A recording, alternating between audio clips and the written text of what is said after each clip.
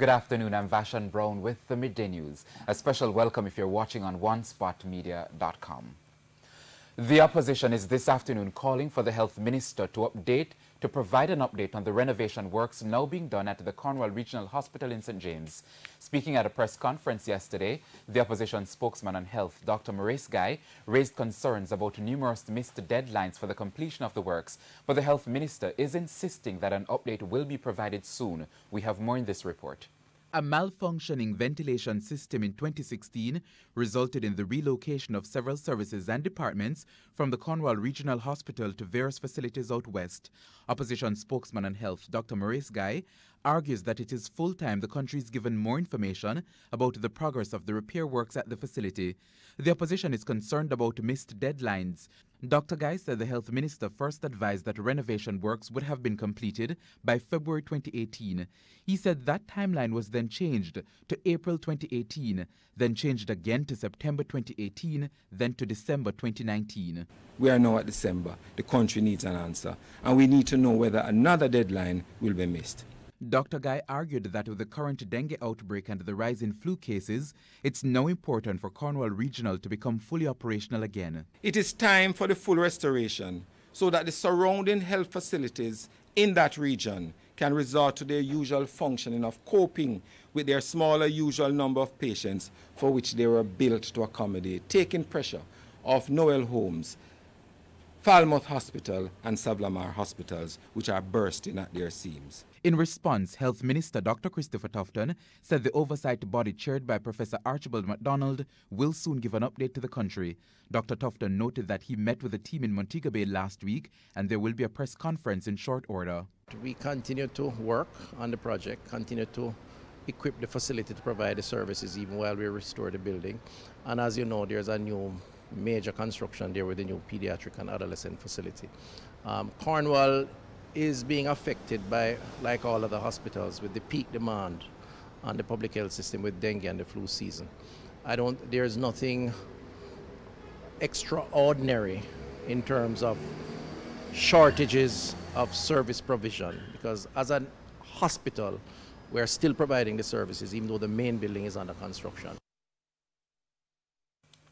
Meanwhile, Cabinet has approved the appointment of a 13-member medical council.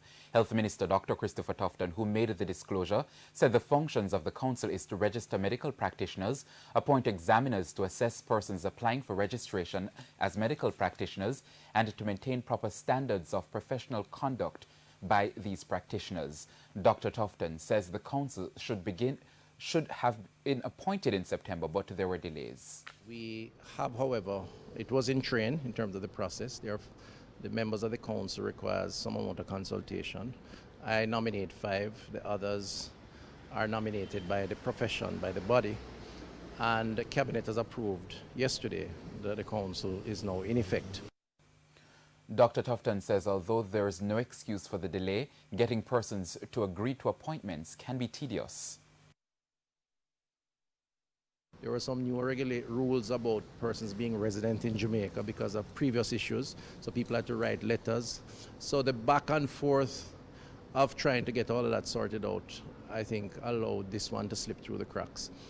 Normally what I would have done is ask the existing boards to continue until the new ones are appointed. In this case, the Act doesn't allow it, and that is where the oversight took place, so that at the end of August, that original council would have expired.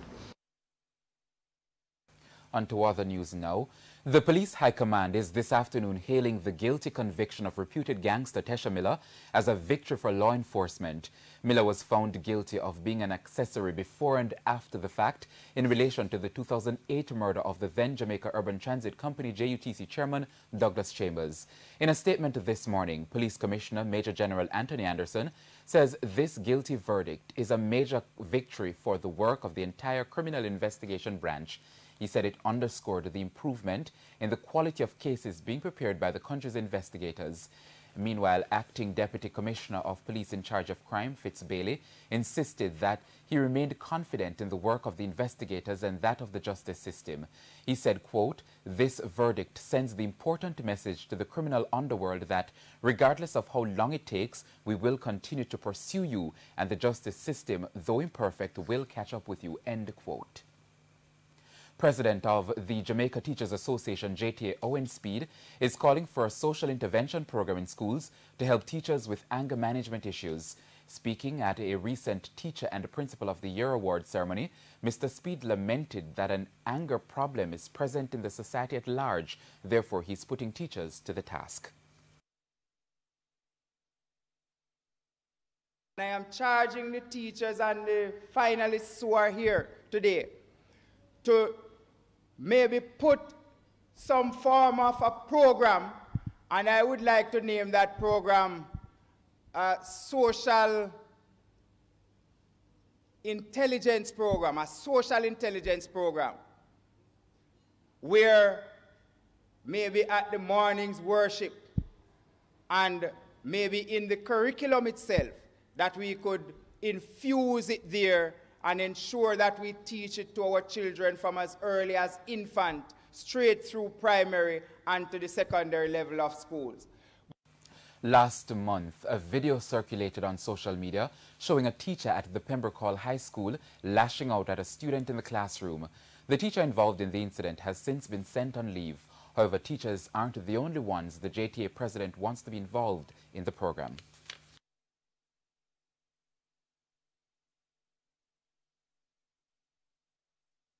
In this anger management program that I'm suggesting, I would like to see all the adults become involved. We would like to see training for our teachers, our parents, and indeed the wider society. And I am imploring all educators and the powers that be to look into this matter, because anger is slowly eating away at the progress that we could make, and it's eating away at the prosperity that we could have at the end of it all. And it's now time for a break, but stay with us. More stories right after these messages.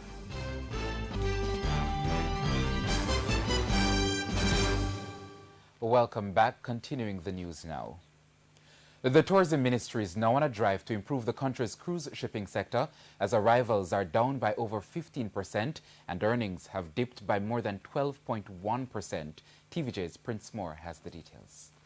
While the country has seen an uptick in tourist arrivals to its two major ports, another aspect of revenue for the tourism sector has seen a decline. That area, cruise ship passengers. Jamaica over recent years has experienced significant growth in cruise passengers, but for 2019, those numbers are downward. Tourism Minister Ed Bartlett told TVJ News that the decline stemmed from a redeployment of vessels to newer ports. He, however, says that measures are being put in place to revitalize interests in Jamaica's cruise ports. We're expecting that new ports will emerge in our area. We know that there are some issues right now with regards to that, but we believe that that will be overcome in short order, and that Cayman will become a mega port like Jamaica, in which case we would have the most lucrative itinerary in the world. Mr. Bartlett says when that itinerary is fully established, the Falmouth Pier is expected to receive approximately 2 million cruise visitors. So we are starting to plan and to look at Falmouth in a new way, and to also look at what is required by way of new attractions or upscaling some of the attractions that we have currently. This is going to be big, because to manage that volume of people in Falmouth over that period of time is going to be a challenge. On the development of Port Royal as a cruise destination, Mr. Bartlett is calling for caution and patience.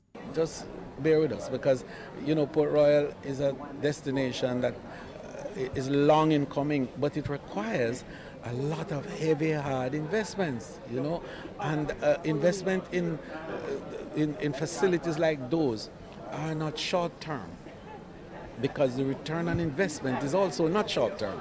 So you don't get investors to tumble over you to come in for mega infrastructure development, which is required there. Prince Moore, TVJ News. Residents of Round Hill, St. Elizabeth protested yesterday morning to bring attention to the poor state of the roads from Southfield to Flaggerman. TVJ's O'Shane Masters has more. What seems a simple choice to make for many is a challenge for the residents of Round Hill in St. Elizabeth. Residents complain that taxi operators often refuse to drive on the road from Southfield to Flaggerman, leaving them with no choice but to walk for miles. They say they have been suffering for years and need the Member of Parliament to intervene. Whenever we left for our community and go out, the taxi man them drop a pathway with the grocery and with the load. We can't get home because they have to protect their vehicle and we can't rock them. And we have to suffer. If I know one close bike, we can't get home. So we need road, we have to pay taxes. About a decade now, we don't the road no road. Ivan pipeline. Ivan pass, we road mash up and we can't get no road. Every MP come through and promise, not more. And promise can't pull it down. Organizer of the protest, MELICIA McDonald, told TVJ News that the residents are tired of broken promises and say they feel they are being neglected. She made an appeal to the Member of Parliament, Floyd Green. Mr. Green, I want to see you. Mr. Nice and pretty. I want to see you. Yeah, man, I want to see you. Frank with that too. I want to see you. Power down the rest. We want to see you. Come on, man. We are human beings, so. And we have to, not to mention the taxes. What am I lock we up for? Them I lock we up for taxes, you know. I bench you for taxes and we not get no use out of it. Right now, right in a Ronin Square, the street light gone and nobody for come fix it. Come on, man, people. We are human beings, so. Road.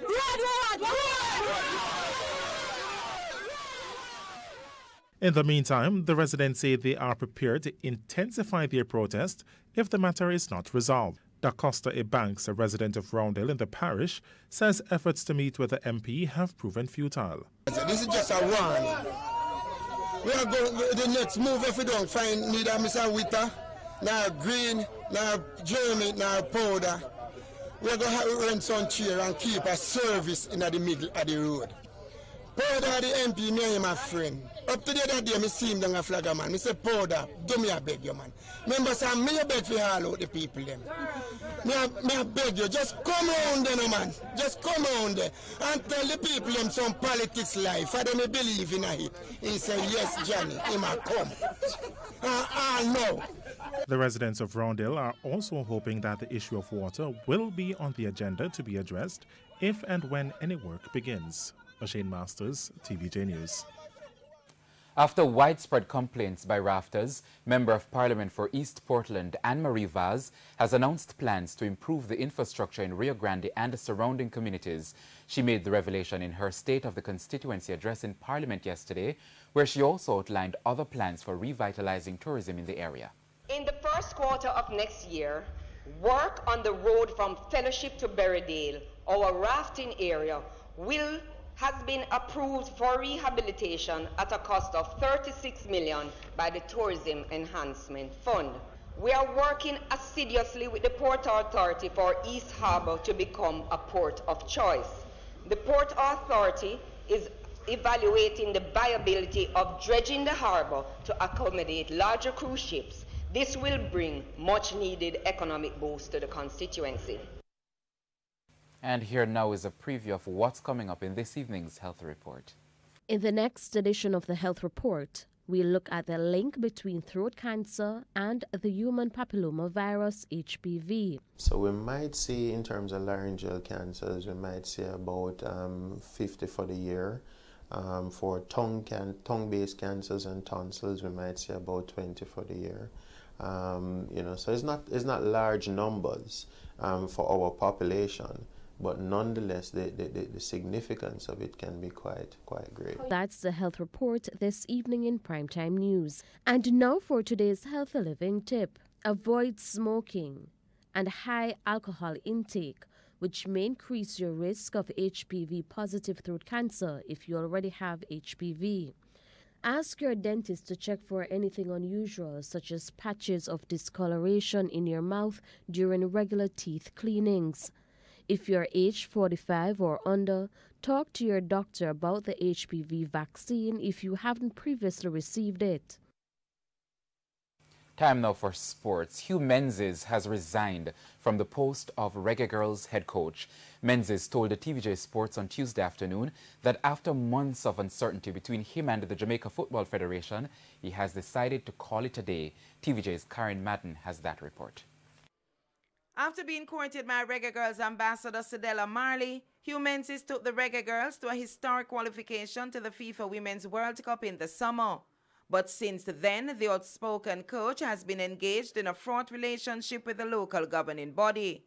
Matters came to a head when Menzies took to the media to reveal that he was owed thousands of US dollars by the JFF after using his personal credit card to cover expenses associated with the national team. Menzies and the rest of his technical staff are also owed salaries associated with their contracts. On Tuesday, Menzies told TVJ Sports it was time. I just feel right now that the lack of communication from the Federation to myself, has been a little bit disappointing. So, at this point I have to, I run a business here and in the States, and I'm part of a U.S. club board that runs the U.S. Youth Soccer Association here. And I got to make some decisions. So right now my decision is to step down as the head coach of the Reggae Girls. Menzies was also unsure on how his decision would impact the rest of the technical staff. I spoke to them a little bit. I didn't talk to them about my resignation as yet, but I did talk to them about, obviously they're committed to the 17th and the 20th.